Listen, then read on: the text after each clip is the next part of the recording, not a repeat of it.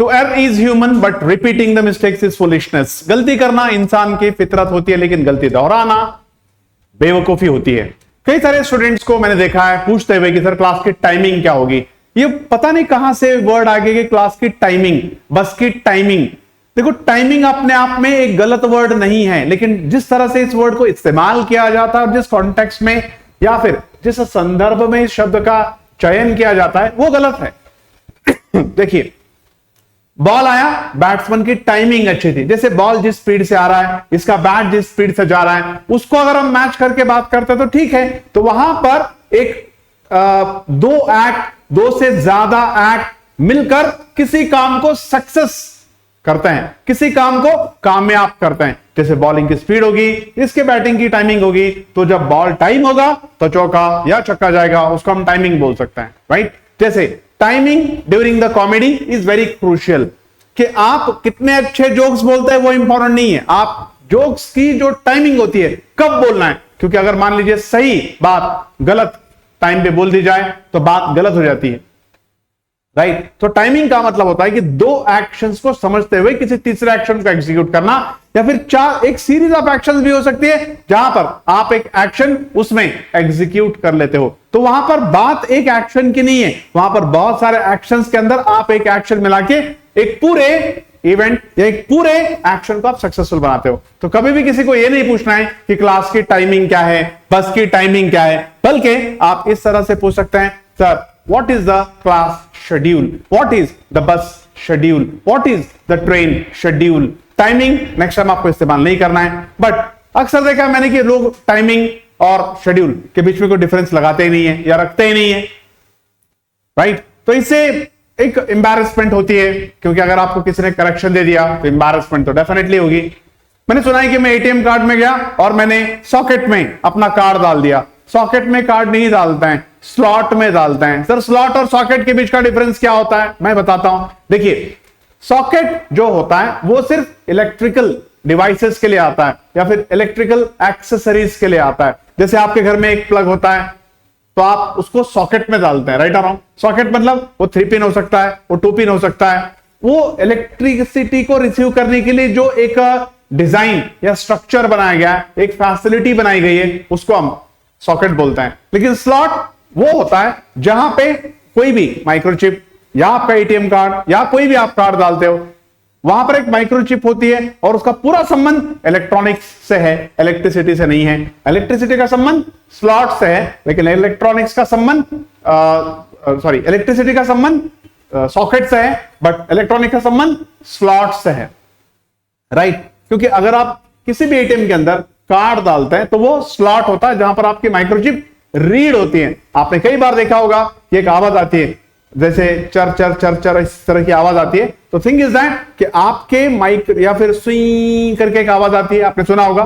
तो आपका जो चिप है वो मशीन उसको रीड कर रही है, वो इलेक्ट्रॉनिकली हो रहा है, वो इलेक्ट्रिकली नहीं हो रहा है। तो सॉकेट जो होता है वो इलेक्ट्रिसिटी से संबंधित है, लेकिन स्लॉट जो होता है वो इलेक्ट्रॉनिक्स से संबंधित है। लेकिन बहुत लोग इस बात की परवाह नहीं करते हैं। अगर आप परवाह नहीं करते हैं तो फिर डेफिनेटली एम्बैरेसमेंट आपको होगा ही, आज नहीं कल, राइट। चलो अभी हमारी सीरीज को हम शुरू करते हैं और let us try to understand the celebrate the power of words with Indo Oxford impact. आज हम कुछ एक सेट ऑफ वर्ड देखेंगे। और एक बात है, अगर आपके पास बहुत सारे वर्ड्स हैं, आपको सिनोनिम्स या एंटोनिम्स या फिर वर्ड साइंस या फिर एटिमोलॉजी नहीं आती है, तो आपको डेफिनेटली एम्बैरेसमेंट फील करना ही पड़ता है, आज नहीं कल, कहां ना कहीं, कहीं ना कहीं। तो इससे पहले कि आपको एम्बैरेसमेंट फील हो, क्यों ना आप लर्निंग शुरू कर दें। Let us try to understand hail. देखो, इसको प्रोनाउंस करते हैं हम हेल, और हेल का मतलब होता है वाह वाह करना। क्या होता है इसका मतलब? वाह वाह करना। Let me to make you understand कि हेल का मतलब वाह वाह करना होता है तो कैसे होता है। यहां पर एक बात का आपको ध्यान रखना है कि कभी भी जब कभी भी आप हेल इस शब्द का प्रयोग करते हैं तो ये किसी सोसाइटी के लिए आप अचीव करते हैं, या फिर आप किसी नेशन के लिए अचीव करते हैं, या फिर आपका कोई अचीवमेंट इंटरनेशनल भी हो सकता है। जैसे आपने देखा है कि सौरभ सूर्यवंशी एक 14 इयर्स बेबी बॉस, आजकल उसको उसी नाम से बुलाया जा रहा है, बेबी बॉस। तो उसने एक ऐसा अचीवमेंट किया है जो पर्सनल तो है लेकिन एक नेशनल अचीवमेंट है। देखो, भारत की व्यवस्था भारत का एक स्पोर्टिंग इकोसिस्टम ने एक 14 साल के बच्चे को एक इंटरनेशनल प्लेटफॉर्म पे लाके खड़ा कर दिया। तो उसने पर्सनल अचीवमेंट तो किया है, लेकिन एक नेशनल अचीवमेंट भी है। तो सारा भारत आज सौरभ सूर्यवंशी की वाह वाह कर रहा है। Entire India and Indians are hailing the performance of Saurabh Suryavanshi. तो ये अचीवमेंट पर्सनल बहुत कम होता है या ना के बराबर होता है जब आप कोई सोशल, नेशनल, इंटरनेशनल अचीवमेंट करते हैं। तो वहां पर लगाते हैं, वाह वाह करते हैं, लोग आपकी वाह वाह करते हैं कि भाई आपने एक समाज के लिए बहुत अच्छा काम किया है, आपने देश का गौरव बढ़ाया है, आपने हमारे समाज के लिए एक बहुत अच्छा काम किया। तो वहां पर क्या होती है, आपकी क्या होती है, वाह वाह। तो उसको हम बोलते हैं हेल। लेकिन इंग्लिश में इससे एक रिलेटेड वर्ड भी आपको पता होगा शायद, इसको हेल स्टॉर्म भी बोलते हैं।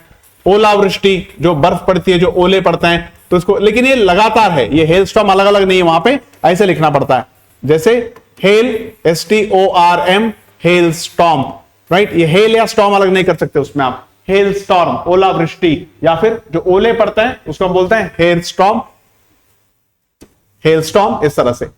एप्रिसिएट, देखिए एप्रिसिएट इंसान तब करता है जब अपना कोई पर्सनल इन्वॉल्वमेंट है। जैसे मेरी किसी पर्सनल हेल्प के लिए आप अप्रिशिएट करोगे, या फिर आपने मेरी कोई मदद की तो पर्सनली मैं आपको अप्रिशिएट करूंगा। जैसे मान लीजिए कि मेरे पास मुझे कहीं ड्रॉप करना था, मेरे पास गाड़ी नहीं थी, तो आपने वहां पर मुझे जाके छोड़ दिया, तो ठीक है, मैं अप्रिशिएट करूंगा आपको कि भाई आप एक बहुत अप्रिशिएबल इंसान हैं, राइट। मैं आपको अप्रिशिएट करता हूं, मैं आपकी तारीफ करता हूं, मैं आपकी तारीफ करता हूं, या फिर मैं आपकी प्रशंसा करता हूं कि देखिए इतने सारे लोग थे लेकिन उन्होंने मेरा दर्द नहीं समझा, आपने मेरा दर्द समझा।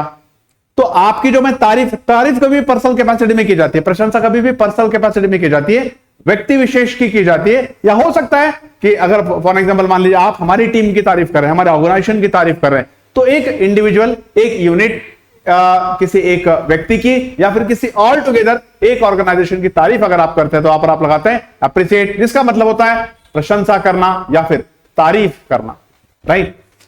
फिर उससे एक रिलेटेड वर्ड है एडमायर। सी एडमायर का मतलब क्या होता है, पसंद करना या स्तुति करना। देखिए तारीफ करना और पसंद करना ये अलग अलग बातें हैं। पसंद करने का मतलब कैसे होता है कि आप जनरली तब पसंद करते हैं, और एक बात है कि आपकी पसंद किसी की, सबकी पसंद हो जरूरी भी नहीं है, आपकी पसंद सबकी पसंद हो जरूरी भी नहीं है। फॉर एग्जांपल मान लीजिए अगर मुझे कथकली या कुचिपुड़ी या भरतनाट्यम के बारे में बहुत ज्ञान है, और वहां पर मैं देख रहा हूं कि कोई बहुत अच्छा डांस कर रहा है, तो मैं उसे क्या करूंगा, एडमायर करूंगा। एडमायर मतलब मुझे पसंद आएगा। लेकिन मान लीजिए अगर किसी को कुचिपुड़ी, कथकली या फिर भरतनाट्यम का ज्ञान नहीं है तो उसे एडमायर नहीं करेगा। तो मैं क्या करूंगा, पसंद करूंगा, स्तुति करूंगा। मैं एक डांसर हूं, मैं क्लासिकल डांसर हूं, मेरे सामने क्लासिकल डांसर है और मैं उसकी मैं उसके डांस को पसंद कर रहा हूं, या फिर उसके डांस की स्तुति कर रहा हूं कि भाई तुम्हारे स्टेप्स बहुत अच्छे थे। जैसे आप देखते हैं कई सारे टीवी के ऊपर सिंगिंग रियलिटी शोज आते हैं, तो वहां पर कई सारे आर्टिस्ट परफॉर्म करते हैं, यहां पर जजेस बैठे होते हैं, तो जजेस भी गा सकते हैं और वहां पर आर्टिस्ट भी गा सकता है। उनके अंदर भी टैलेंट है, इनके अंदर भी टैलेंट है। मान लीजिए किसी आर्टिस्ट ने अगर बहुत अच्छा परफॉर्म किया तो यहां बैठा जज क्या करता है, एडमायर करता है। हाँ, उसके जो सुर है थोड़े ऊपर नीचे लग जाते होंगे, वो अलग बात है। ये जज है, वो परफॉर्मर है, तो डेफिनेटली डिफरेंस तो होगा। लेकिन वहां बैठे सारे जज पसंद तो नहीं करते, सारे के सारे जज पसंद तो नहीं करते, बैठा रहो।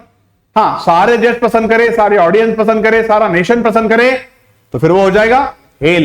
हो सकता है कि उसने कोई एक बड़ा नेशनल कंपटीशन जीत लिया, या फिर उसने पूरी की पूरी एक कंपटीशन ही जीत ली, तो हेल करेंगे। लेकिन वहां पर 4-5 जज बैठे हुए हैं, किसी को उसका परफॉर्मेंस पसंद आ रहा है, दो को उसका परफॉर्मेंस पसंद आ रहा है, दो को नहीं आ रहा है, तो उसको एडमायर करते हैं, उसकी स्तुति करते हैं, उसको पसंद करते हैं कि भाई मुझे तुम्हारा ये सुर बहुत पसंद आया। हो सकता है किसी और पसंद आए भी ना, लेकिन किसी को एडमायर करने में हमारे अंदर भी कोई एबिलिटी होनी चाहिए। अगर किसी की सिंगिंग को मैं एडमायर करता हूं तो मुझे भी थोड़ा सिंगिंग का नॉलेज होना जरूरी है। अगर मैं किसी की डांसिंग की प्रशंसा करता हूं, स्तुति करता हूं, तो मुझे भी थोड़ी डांसिंग आनी चाहिए। अगर मैं किसी की इंग्लिश की प्रशंसा कर रहा हूं, या फिर मैं किसी के इंग्लिश को पसंद कर रहा हूं, प्रशंसा नहीं सॉरी पसंद कर रहा हूं, तो मुझे भी थोड़ा इंग्लिश का ज्ञान होना चाहिए। मुझे पसंद आता है, मेरी पसंद कैपेसिटी पसंद आता है, मैं उसकी स्तुति करता हूं कि भाई तुमने बहुत बढ़िया परफॉर्म किया। लेकिन किसी को एडमायर करने के लिए हमारे अंदर भी एक पर्सनल कैपेसिटी का होना बहुत जरूरी होता है। प्रेज, मान गए। देखिए एक चैलेंजिंग सिचुएशन में हम प्रेज करते हैं किसी को। फॉर एग्जांपल किसी ने बोला कि मैं इस बार मैथमेटिक्स में पक्का 100 आउट ऑफ 100 तुझे निकाल के दिखाऊंगा, और उसने इस तरह का कारनामा कर दिखाया, तो हम क्या बोलते हैं, अरे मान गए उस्ताद, बहुत बढ़िया। अगर आप बच्चे हो, अगर आपने अपने पेरेंट्स को बोला कि देखो इस बार मैं क्लास में फर्स्ट आके दिखाऊंगा, तो आप फर्स्ट आ गए, तो आपके माँ बाप आपको बोले मान गए भाई, राइट। तो जनरली प्रेज का मतलब होता है मान गए। तो ये चैलेंजिंग सिचुएशंस के लिए आता है, आप अपने जब प्रॉमिसेस को फुलफिल करते हो तब आता है, इन सब चीजों के लिए। अब हम एग्जाम्पल देखते हैं, उससे आपको और भी क्लैरिटी आएगी। देखिए, the scientist was held as a visionary after the breakthrough. अब साइंटिस्ट ने कोई चीज इजाद की होगी, या फिर साइंटिस्ट ने कोई चीज का शोध लगाया होगा, तो डेफिनेटली वो एक नेशनल अचीवमेंट है। अगर हमारे साइंटिस्ट कुछ करते तो अपने लिए नहीं करते, वो देश का भला करते हैं, राइट। तो यहां पर क्या इस्तेमाल किया है, हेल, वाह वाह करना। The film was held by critics for its originality.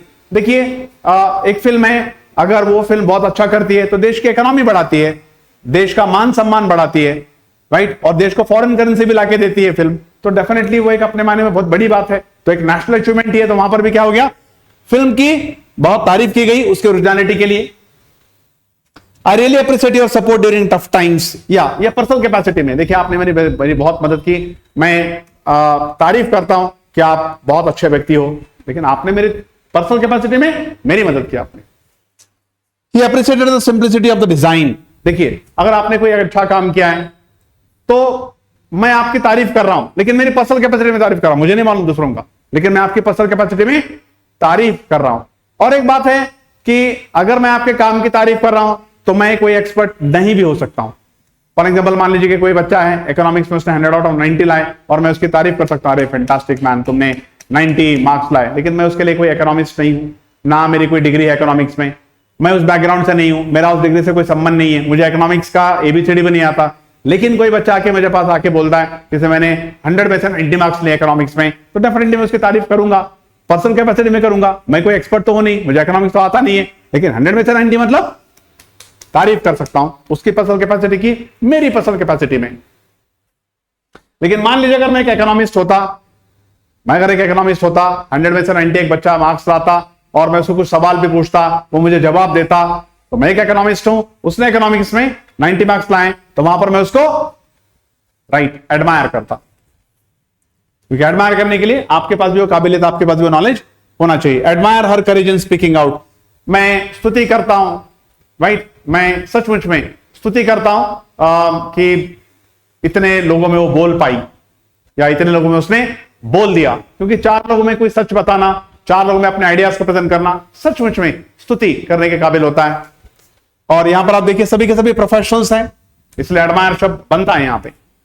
He admire the artist attention to details, right. अब एक आर्टिस्ट है, तो एक आर्टिस्ट ने, मान लीजिए अगर एक मैंने बोला कि देखो इस कमरे में जितने भी लोग बैठे हुए हैं उनका आप एक पेंटिंग बनाओ, उसने पेंटिंग बना दी। तो पेंटिंग बनाने के बाद मैं देख रहा हूं उस पेंटिंग को, और मैं भी एक पेंटर हूं। क्या बहुत अच्छा ऑब्जर्वेशन किया आपने, क्या बहुत अच्छा क्या बोलते हैं आपने ध्यान दिया है, हर बारीक चीज का आपने ध्यान रखा है कि देखो यहां पर एक दीवार पे स्पॉट था, लेकिन उस स्पॉट ना स्पॉट आपने उतारा है, वहां पर कोने में एक छोटा लड़का बैठा, लेकिन आपने उसको भी वो नहीं छोड़ा। तो मैं एक आर्टिस्ट होने के नाते दूसरे आर्टिस्ट की बारीकी की, उसके ऑब्जर्वेशन की, उसकी कला की स्तुति कर रहा हूं। मैं भी एक आर्टिस्ट होना चाहिए उसके लिए। The coach praise the team for the dedication. देखिए, कोई टीम अपना डेडिकेशन, अपना त्याग भावना दिखाती है। जैसे किसी टीम को अगर त्याग भावना दिखानी है, सुबह जल्दी उठना पड़ेगा, अपने एक्सरसाइज रूटीन्स को हिट करना पड़ेगा, जो उनको रेजिम दी गई है उसको करना पड़ेगा, जो गेम स्ट्रैटेजी है उसको फॉलो करना पड़ेगा, और फाइनली आपको मैच जिता के दिखाना पड़ेगा, तो आप उन्हें मान जाएंगे, राइट। मान गए भाई, आपका डिसिप्लिन हम मान गए, right. Parents praise their children for scoring good marks, right. देखिए, अगर आप किसी बच्चे के परफॉर्मेंस को देखें तो गुड ग्रेड्स उसने लाए हैं, अच्छे ग्रेड्स उसने लाए हैं, तो डेफिनेटली आप उसको प्रेज करेंगे ही करेंगे, राइट। और मैंने आपको बताया कि प्रेज उस लेवल पे आता है जहां पर चैलेंजिंग होता है, जहां पर आप किसी कंपटीशन में आते हो, जहां पर चीजें चैलेंजिंग होती है, उन चैलेंजेस को आप ओवरकम करते हो, वहां पर हम इस्तेमाल करते हैं प्रेज को। आई एम श्योर आपको ये सारा कंटेंट ठीक से समझ में आ गया होगा, एंड आई एम श्योर कि आप हमारे वीडियोस को लगातार देख रहे होंगे, और देखते रहिए, लाइक कीजिए, सब्सक्राइब कीजिए हमारे चैनल को, फॉरवर्ड कीजिए हमारे वीडियोस को, और लास्ट में हमारे ऑनलाइन कोर्सेज के बारे में बताना चाहूंगा। इंग्लिश गर्जना प्ले स्टोर पे अवेलेबल है। इंडो ऑक्सफोर्ड इंपैक्ट आपको सिर्फ टाइप करना है प्ले स्टोर पे जाके, और इंग्लिश गर्जना हिंदी वर्जन है, इंग्लिश गर्जन है कन्नड़ा वर्जन है, और आपके ऑनलाइन इंग्लिश लर्निंग का मजा या एक सुहाना सफर आपको शुरू कर देना है। Thank you very much.